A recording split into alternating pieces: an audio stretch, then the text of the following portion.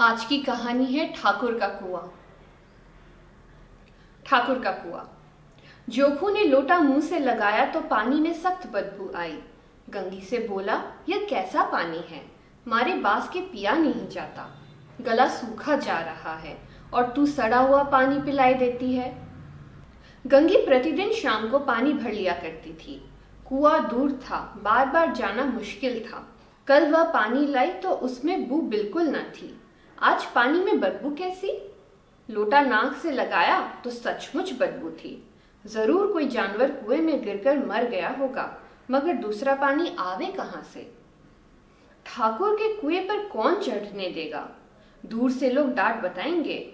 साहू का कुआं गांव के उस सिरे पर है, परंतु वहां भी कौन पानी भरने देगा? चौथा कुआं गांव में है ही नहीं। जोखू कई दिन से बीमार है।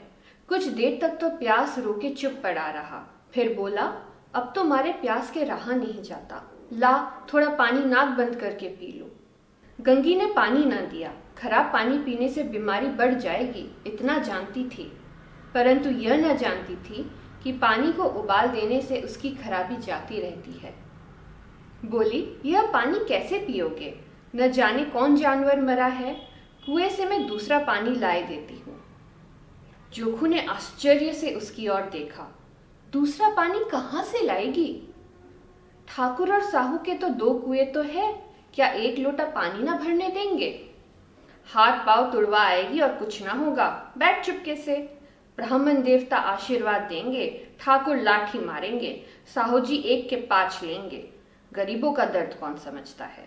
हम तो मर भी जाते हैं तो कोई द्वार पर झांकने नहीं आता। कंधा देना तो बड़ी बात है, ऐसे लोग कुएं से पानी भरने देंगे? इन शब्दों में कड़वा सत्य था। गंगी क्या जवाब देती, किंतु उसने वह बदबूदार पानी पीने को ना दिया। रात के 9 बजे थे। थके मांदे मजदूर तो सो चुके थे। ठाकुर के दरवाजे पर 10-5 बेफिक्रे जमा थे। मैदानी बहादुरी का ना तो अब जमाना रहा, ना मौका। कानूनी बहादुरी की बातें हो रही थी। कितनी होशियारी से ठाकुर ने थानेदार को एक खास मुकदमे में रिश्वत दे दी और साफ निकल गए। कितनी अकलमंदी से एक मार्के के मुकदमे की नकल ले आए। नाजिर और मोहतमीम सभी कहते थे, नकल नहीं मिल सकती। कोई 50 मांगता, कोई 100। यहाँ बेपैसे कौड़ी नकल उड़ा दी।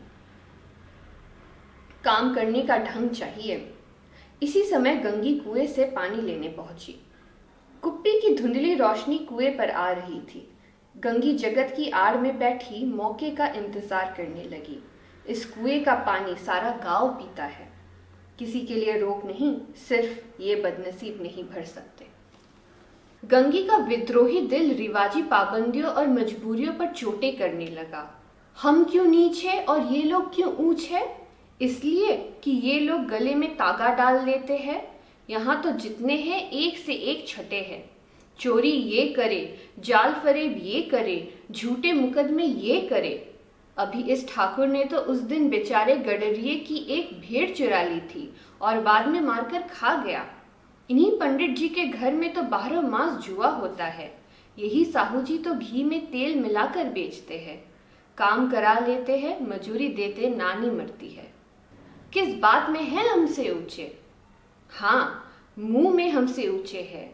हम गली गली चिल्लाते नहीं कि हम ऊंचे हैं, हम ऊंचे। कभी गांव में आ जाती हूँ तो रस भरी आंखों से देखने लगते हैं, जैसे सबकी छाती पर सांप लौटने लगता है, परंतु घमंड ये कि हम ऊंचे हैं। कुएं पर किसी के आने की आहट हुई। गंगी की छाती धक धक करने लगी। कहीं देख ले तो गजब हो जाए।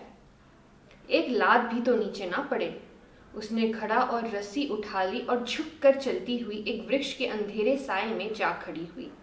कब इन लोगों को दया आती है किसी पर? बेचारे महंगू को इतना मारा कि महीने लहू थूकता रहा, इसलिए कि उसने बेगार ना दी थी। उस पर ये लोग ऊंचे बनते हैं। कुएं पर 2 स्त्रियां पानी भरने आई थी। इनमें बातें हो रही थी। खाना खाने चले और हुक्म हुआ कि ताज़ा पानी भर लाओ, घड़े के लिए पैसे नहीं हैं। हम लोगों को आराम से बैठे देखकर जैसे मर्दों को जलन होती है। हाँ, ये तो ना हुआ कि कलसिया उठाकर भर लाते, बस हुक्म चला दिया कि ताज़ा पानी लाओ, जैसे हम लौंडिया ही तो है। लौंडिया नहीं हो और तो क्या हो तुम, रोटी कपड़ा नहीं पाती, 10-5 रुपए छीन झपट कर ले ही लेती हो, और लौंडिया कैसी होती है। मत लज्जाओ दीदी, छिन भर आराम करने को जी तरस कर रह जाता है। इतना काम किसी दूसरे के घर करती तो इससे कहीं आराम से रहती। ऊपर से वह एहसान मानता, यहाँ काम करते करते मर जाओ पर किसी का मुंह ही नहीं सीधा होता। दोनों पानी भरकर चली गई तो गंगी वृक्ष की छाया से निकली और कुएं के जगत के पास आई। बेफिक्रे चले गए थे। ठाकुर भी दरवाजा बंद कर अंदर आंगन में सोने जा रहे थे। गंगी ने क्षणिक सुख की सांस ली। किसी तरह मैदान तो साफ हुआ। अमृत चुरा लाने के लिए जो राजकुमार किसी जमाने में गया था, वह भी शायद इतनी सावधानी के साथ और समझबूझ कर ना गया होगा। गंगी दबे पांव कुएं के जगत पर चढ़ी। विजय का ऐसा अनुभव उसे पहले कभी न हुआ था।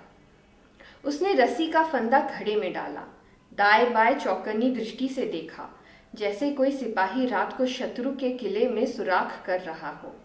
अगर इस समय वह पकड़ ली गई तो फिर उसके लिए माफी या रियायत की रत्ती भर उम्मीद नहीं। अंत में देवताओं को याद करके उसने कलीजा मजबूत किया और घड़ा कुएं में डाल दिया। घड़े ने पानी में गोता लगाया, बहुत ही आहिस्ता, जरा भी आवाज ना हुई। गंगी ने 2-4 हाथ जल्दी जल्दी मारे। घड़ा कुएं के मुंह तक आ पहुंचा। कोई बड़ा शहजोर पहलवान भी इतनी तेजी से उसे ना खींच सकता था। गंगी झुकी कि घड़े को पकड़कर जगत पर रखे कि एकाएक ठाकुर साहब का दरवाजा खुल गया। शेर का मुंह इससे अधिक भयानक ना होगा। गंगी के हाथ से रस्सी छूट गई। रस्सी के साथ घड़ा धड़ाम से पानी में गिरा और कई क्षण तक पानी में हलकोरे की आवाजें सुनाई देती रही। ठाकुर कौन है, कौन है, पुकारते हुए कुएं की तरफ आ रहे थे और गंगी जगत से कूद कर भागी जा रही थी। घर पहुंचकर देखा कि जोखू लोटा मुंह से लगाए वही मैला गंदा पानी पी रहा है। ठाकुर का कुआं।